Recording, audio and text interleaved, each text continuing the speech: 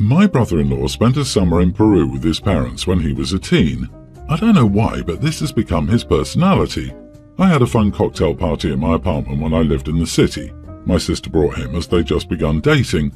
He spent most of the time complaining that my pisco sours weren't very authentic and that he has much better ones in Peru. We went out a few years later and ate at a little restaurant downtown with tasty ceviche. Nope, it was done all wrong. You get the idea. Well, we all grew up and I married a guy who owns a small bit of land outside my hometown. We have a bit of an animal rescue and I love it. There's only one issue. Larry and Darnell. Llamas. They are ill-tempered idiots. I still love them, but I've grown to understand their moods. But the worst thing is that they spit.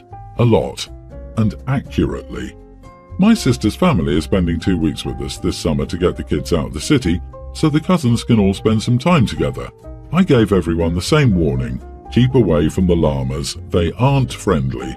My brother-in-law knew better because he'd lived in Peru and used them as pack animals. Well, he's currently in the bathroom, washing out his mouth for the last 15 minutes. He went right over to the llamas to show his kids they weren't dangerous, and he got a double barrel of llama phlegm right in his mouth and his eye. He called me an idiot for not telling him that my llama spit. All llamas spit. Anyone who lived in Peru and used them as pack beasts would know this. I found out from my sister just now that he went to a touristy golf course that has llamas as carriers for the golf clubs. He didn't even go on a long hike with them. So, am I the idiot for not being more explicit in my warning and letting my know-it-all brother-in-law learn the hard way? Not the idiot. It sounds like your brother-in-law is a drama llama. I've never been to Peru, but I've seen videos on the internet of llama spitting. But in general, if someone tells you an animal is not friendly and not to approach it, why would you still do it? Animals are wildly unpredictable in general. Dude had it coming. My brother-in-law thought he was the llama whisperer, but discovered he was the llama spittoon. Always listen to the owner about an animal's disposition. If the owner says it's an idiot, then it is. Some are smooth. They'll act all cute and cuddly with a new stranger, then they get to know you, and the true personality emerges. Cats are good at this. Others will immediately let you know and take pride in being the idiot. This is hilarious. He got what he deserved. I honestly thought it was common knowledge that llamas are big jerks. Your brother-in-law sounds insufferable. If he's using a summer vacation from childhood as the basis of his personality, then he has no personality. He acts like a know-it-all brat. What happened to him is hilarious and absolutely not your fault. I feel bad for his spouse and kids. He sounds like an immature college kid, not an adult with a family. Also, telling children the llamas were safe to play with after OP specifically warned them to stay away. Even if they were good-natured, no one should tell children to ignore safety warnings. Being disrespectful to your host and endangering your kids is a big no. Anyway, OP gives Larry and Darnell an extra treat for being so awesome and putting brother-in-law in his place. This made my day. I, 38 male, have a daughter, Daniela, a tween, who has a birthday next week. Over the past few years, my sister, Chloe, 32, made grand promises to Daniela on her birthday, and they all fell through. The first came about 3 years ago, and Chloe promised to take her to her first Broadway show. I checked with Chloe a couple of times that she could afford it, wanted to take a young tween to the city, we live about an hour away, etc. Chloe promised up and down it was all good. Then, 2 days before the show, she said plans had changed and she sold the tickets. Daniela was devastated, but Chloe tried to make it up to her by taking her to dinner the following week. For Daniela's next birthday, a similar thing happened. Chloe put an IOU in the card and basically told Daniela she could cash it in for one of a few activities. Daniela would text Chloe throughout the year asking when they would do it, but Chloe always had an excuse. Eventually, the year ended with nothing being done. Daniela said that she didn't care about not getting a gift, but it was disappointing to be promised something and then have it taken away. She actually talked to Chloe about it and Chloe apologized. The next birthday was the worst example in my opinion. Chloe promised she would take her the following weekend to an amusement park that Daniela really wanted to go to. Daniela was so excited, but Chloe continued cancelling on her until the amusement park closed for the season. It should be noted that these things Chloe promises are stuff out of my budget most of the time. I did end up doing 2 of the activities on the IOU, but things like a Broadway show and the amusement park tickets were not something I could afford. I did save up to bring Daniela this summer and she had a ton of fun, but I know it was disappointing for her last year. Chloe apologized, but Daniela was less receptive to it at that time. This year, Chloe told me she wanted to take Daniela to New York overnight to see a show. I asked for proof this was booked. Chloe said she would do it once she figured out a time they could go. I said no more of this. She doesn't have to give Daniela anything at all, but if she does, it needs to be something planned and something she doesn't intend to back out of. No more IOUs. If she wants to gift these things, they need to be booked and non-refundable so I can see that she isn't going to back out. Chloe promised this time would be different. I said okay, then do as I asked. Chloe said I was being unfair and holding the past against her. She also said I can't control what she gives my daughter for her birthday. Some family members have backed her up saying Chloe's harmless and Daniela needs to understand that sometimes things don't work out. I pointed out my daughter knows that lesson very well as she lost her mom young, and the only consistent woman figure she has, her aunt, keeps letting her down. Am I the idiot? Not the idiot, but do not let Chloe take your daughter out of town for an overnight. Her behavior history does not seem to support that your daughter would be well taken care of. And Chloe is giving a gift to your daughter, just not the intended one. Your daughter is learning what kind of person Chloe is. It sounds as if she's already figured that out. Right? Honestly, I'm wondering if at this point the daughter even wants Chloe for her birthday.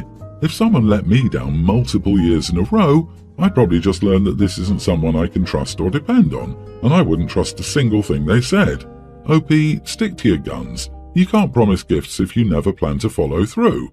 This isn't kid making a coupon book for mom or dad with cute little things. This is a grown adult repeatedly screwing over a child just because they can't stop being a flake. Sorry, but Chloe seems like a disaster, and I'd be really wary of trusting my child to someone so flaky, callous, and careless. Chloe isn't harmless, and OP is helping Daniela understand that Chloe makes promises she has no intention of fulfilling. I hope that OP shuts his family down. Chloe should be ashamed, and also the family for backing her. Seriously, they excuse an adult for, every single time, making false promises to a kid. Crappy people. There's a kid in my high school who got an article in the school newspaper published about him because he was homeless and managed to get into an Ivy League school. From what the article says, when he was 19, his parents had to leave the state, and he was left without a solid place to live, but lived with a couple of his friends' families throughout the year. He then wrote his college essay about homelessness and getting into an Ivy. I understand that being homeless doesn't necessarily mean living on the streets. Still, from the article, he was chilling at a couple of people's houses for months each and didn't have to seriously worry about where he was sleeping next. So I don't see that as homeless. Edit, he could have gone to his parents' place any time. He had a $60,000 car, his parents paid for it, and they gave him an unlimited credit card. So it's not that hard to get 2 states over. His parents are wealthy. The next time I saw him, he asked if I'd read the article, and I confronted him, saying that it sounded like he wasn't really homeless and was embellishing it for the sake of college essays. He got angry and called me a huge idiot, and said it was still a struggle because he felt out of place living with his friends and eating their food. I told him sure, that's a struggle, but that's not what being homeless is. He called me an idiot and walked away. Later, a lot of his friends started slamming me online, saying I was a huge idiot for invalidating his struggles. Am I the idiot? You are the idiot. Couchsurfing is still homelessness as someone who's been homeless. While he had a place to live and eat, he was pretty much at the mercy of the people who let him stay with them. There was always a chance that he'd have to leave, and I'm sure it wasn't the same feeling of security for him as living under your parents' roof would be. And what's it matter to you? What did you possibly see the outcome of the confrontation to be? You got the information about how he lived from the article, so he wasn't misrepresenting his struggles. I agree, it feels like there might be an aspect of jealousy. Did you also apply to Ivy League schools? Were you accepted? While it's your right to have an opinion, I don't see what you possibly gain from this. Sometimes it's best to keep your opinions to yourself unless you take satisfaction in hurting people's feelings. To find in OP's comments where he mentioned the kid had a car that his parents paid for and an unlimited credit card his parents paid for, this is 100% a rich kid manufacturing BS for sympathy from other rich people, and they'll all sneer from the deck of their future yacht at actual homeless people. This is truly disgusting levels of duplicity, and you should all not feel sorry for that kid. So what? Why is this bad? Rich people like rich people with fake sob stories. They do not like poor people. The kid in OP's story leveraged that fake sympathy rich people like to extend to kids that are not too poor. too uncouth, or too dirty to get into an Ivy League school. Meanwhile, actual high-achieving kids that are actually homeless would not get a fraction of the same regard. Kids facing broken homes or foster care, bouncing from one tenuous situation to another, wouldn't get the benefit of being homeless. This was 100% manufactured homelessness for college applications. My female 28 best friend was supposed to get married back in April. The venue had a fire, so they had to postpone the wedding. I have a toddler daughter, Annie. The same original wedding date fell on one of my ex's days with her, but the new date fell on one of my days. Before they reset the date, he told me he'd still have her if it fell on one of my days, but to let him know as soon as I knew so he could make sure he booked it off. We work at the same place on opposite shifts, so if I'm off, he's at work and vice versa. When we split up, we worked our custody arrangements around this. We just found out about the rescheduled date a month ago. It was Wednesday's wedding, the ex was scheduled to work, and he couldn't take off due to the short notice as too many other people were off. No one in our family was free to look after her, none of his friends were free, and most of mine were attending the wedding themselves. I even tried the parents of her friends, but no luck.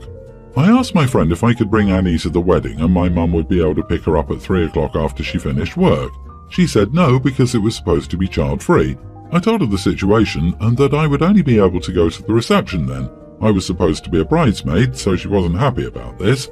She told me to get a babysitter, but no one was free and I didn't want to leave her with a stranger. I apologized and said I couldn't attend the ceremony, but I could go to the reception.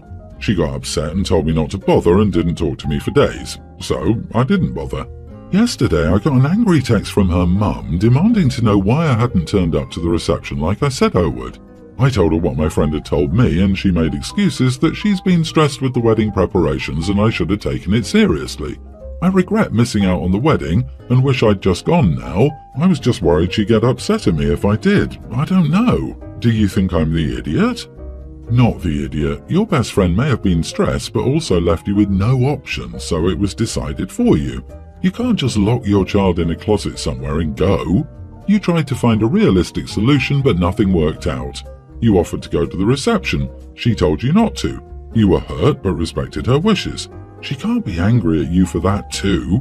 Wedding planning is different, but give me a break. You have to play the cards you're dealt. People need to stop making such a big deal over weddings. Keep it simple and flexible. I also don't know how last minute they got the venue sorted, but children or not, less than a month of notice is nowhere near enough time for almost anyone. Some people have to travel and others need time off from work, especially for a wedding on a weekday, which this was. I understand it's disappointing for the bride and groom, but it's the reality of leaving things so last minute. I'll get downvoted, but so be it. I'll go with everyone's the idiot here. I mean, she obviously didn't give you many options, but her wedding was close. One of her bridesmaids, you, wouldn't be able to go to the ceremony and she got angry. You should have at least tried to talk to her in the days that followed your conversation. She's your best friend and you didn't seem to care that you wouldn't be able to go to the wedding. I have a friend who's 22 and she has a license but she cannot drive. She's terrified of driving. The driving videos of crashes and her parents being stressed when teaching her messed her up. She got her license and then never drove again. Anyway, she needs to drive everywhere. We're in the US and driving is pretty important. Usually I'm fine with picking her up and driving her, but I'm so tired of it. If we go out since I'm the one driving, I can't have a drink. I must pay for more gas. I have to figure out the route. If she's late, well, I'm late. My complaints go on and on. She was complaining about not going anywhere. I reminded her she had a car she could use and that she had a license. I heard the whole spill of how it's so dangerous and I told her it's getting old. I said I couldn't be driving you everywhere. At this point it's pathetic and she needs to get over it. She hasn't talked to me since and thinks I'm an idiot. Not the idiot. I think it's funny that she said she can't drive because it's dangerous, but it's not dangerous when you drive her everywhere. Make that make sense. I have heard that people can be anxious or scared of driving and therapy helps, or she needs to consider Uber and public transport. Exactly. You aren't your friend's personal driver. A professional gets paid. She can drive her car, call a taxi or Uber, move to a town with public transport, or call someone else to haul her around. You are being taken advantage of. It's okay to say no. Everyone's the idiot here. She's an idiot for making you late, not contributing to gas and overall not seeming grateful. But you also crossed a line by calling her pathetic for her fear. I mean, you're partially right, but you were a real idiot about it. If she's terrified of driving, then she should not be behind the wheel because she will put herself and others at risk. You don't have to drive her everywhere, but you have no right to insult her. I would apologize, but stand and explain how it affects you being her cab. Either she contributes to gas or she needs to find an alternative method of transportation. Update. Thank you for all the comments. I'm going with a justified idiot on this. I sent a text apologizing for my outburst, but also outlined that I'm not driving her anymore. I explained my frustration and her not showing courtesy by never paying for gas or making me late to activities because she was late. Never mind, I don't feel bad anymore. She texted me back and told me that I'm screwing up her social life since she can't afford Uber everywhere and a lot of creative curses, and for the first time I was called a muppet. Didn't understand that insult. I guess she's mad I won't be a doormat anymore.